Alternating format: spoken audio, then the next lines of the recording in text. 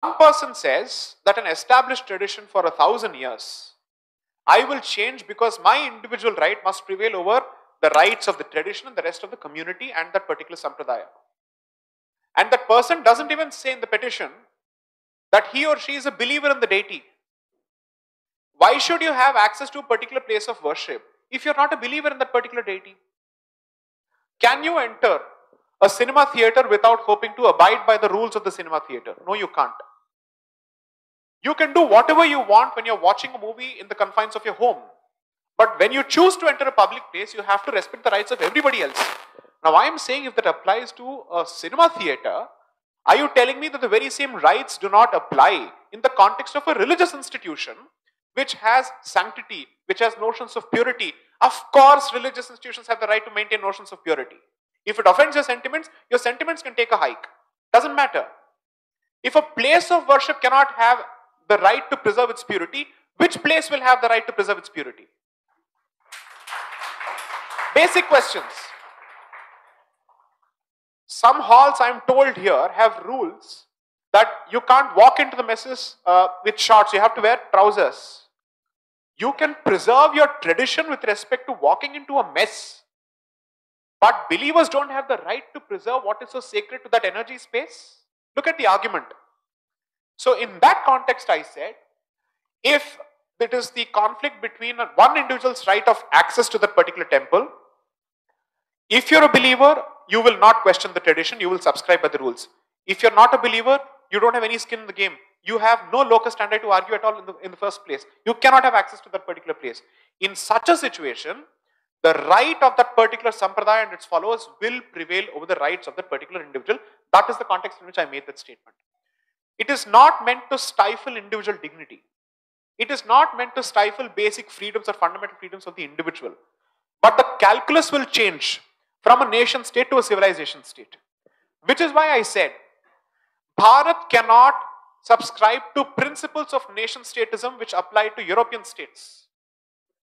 And European states today cannot afford to stick to their own principles of nation statism thanks to multicultural identities even within Europe today. So they have to reevaluate everything. And Bharat has always had to live with this reality because that's the lived experience of Bharat.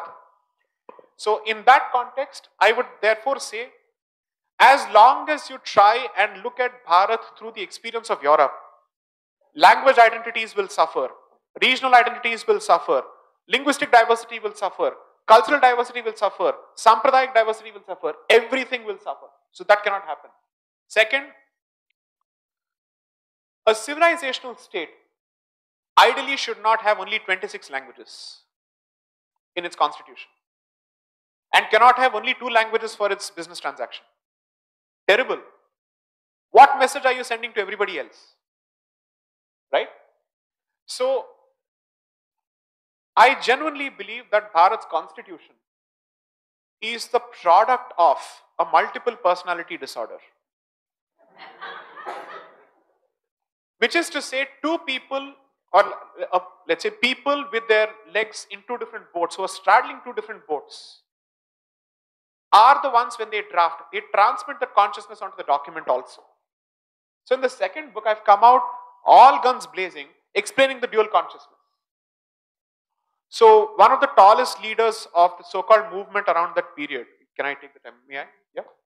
Is now called Rashtrapita on official website and all that, I don't, is Surendranath Banerjee, who is a product of Bengal. Now Surendranath Banerjee had such serious pride in his origins as a Kuleen Brahman from Bengali extraction, and also goes on to say that I am a patriot of the first order of the British Empire, and that Bharat's destiny and its future success is contingent on Bharat riding on the coattails of Britain and being a part of the English Empire. Look at the compartmentalization in those headspaces then. Very comfortably saying, this is my origin and this is my allegiance. That means the direct impact of colonization is creating a cognitive dissonance in the minds of the colonized society, where you're unable to see the conflict between the 2 identities that you subscribe to and you think you can reconcile. Now, if that is the product, let's say, and he lived in the early 1900s. 1835 was the first minute where English education was introduced in Bharat. So 1835 to 1900, you're looking at 65 years. After 65 years, if this is the experience, are you surprised in 2022 the experience is even worse? In 65 years, that's roughly 2.5 generations. This is the product. So by 1947, what do you think would have been the case? By 2000, what would have been the case? By 2022, what would have been the case? No wonder you need to sell Ramayana Mahabharata with I am Ahmedabad. Right? So, I am therefore of the very clear view that the constitution needs a hit reset from a very different perspective. Most questions are, can we reduce the length of the constitution? Why do we have so many amendments? These are stupid questions according to me, fundamentally stupid questions. The question is whether the approach to this particular concept has Bharatiyata in it. Does it partake from our philosophies when it comes to, let's say, politics, so on and so forth? What was the reference point? For Article 14, you're looking at Amendment 14 of the US Constitution. Then, for Uniform Civil Code, you're looking at somewhere else. The Irish Constitution becomes the reference point for Bharat. French Constitution becomes the reference point for Bharat. Czechoslovakian Constitution becomes the reference point of Bharat. Smallest of republics, which are not even the size of Kerala, I'm so sorry to speak, are going to be the reference point for Bharat. So, my entire question is, when they were looking at this, did they refer to any Shastras, any Dharma Sutras, any works which spoke of our philosophy?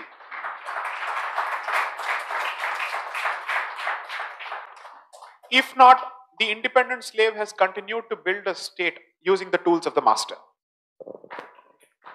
I think that deserves a very good round of applause.